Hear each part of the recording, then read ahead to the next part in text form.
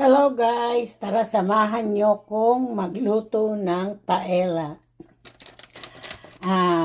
Pinapainit ko na yung kawali. Meron na akong onion, red bell pepper and green. Meron akong seafood mix, may hipon, may calamar, and may chicken. May rice na akong hinugasan at meron na akong tahong. At meron akong saffron.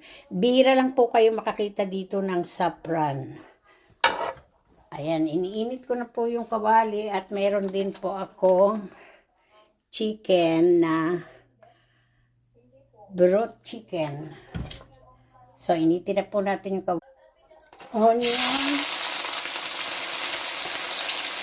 Hintayin lang po natin maluto ang onion. Garlic. Ihalo na po natin ang chicken. Chicken po, binabad ko po siya sa lemon para po mas masarap. So, takpan po muna natin siya para maluto yung chicken. Water. Pakuluin lang po natin siya. At ilalagay na natin ang mga seafood at ang rice. Mix seafoods. Saffron. Paprika. Chicken broth. Kasi baka mag-dry ang rice. 2 cups of rice.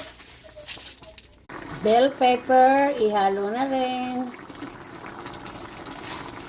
Mamaya na yung shrimp dahil madaling maluto.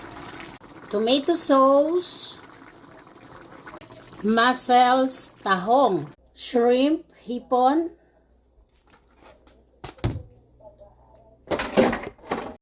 Green fish.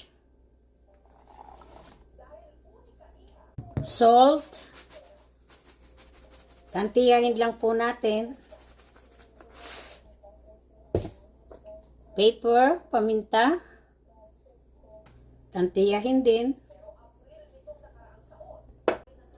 So guys, ito tapos na siya. Lalagyan natin siya ng decoration.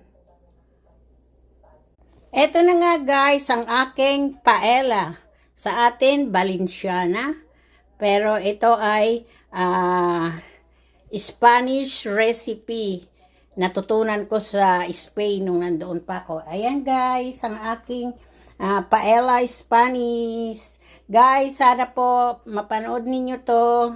Napakadali lang po. At mag-subscribe po sana kayo. Comment o like. Subscribe po please. Para naman po lumaki na ang aking subscriber. Thank you guys.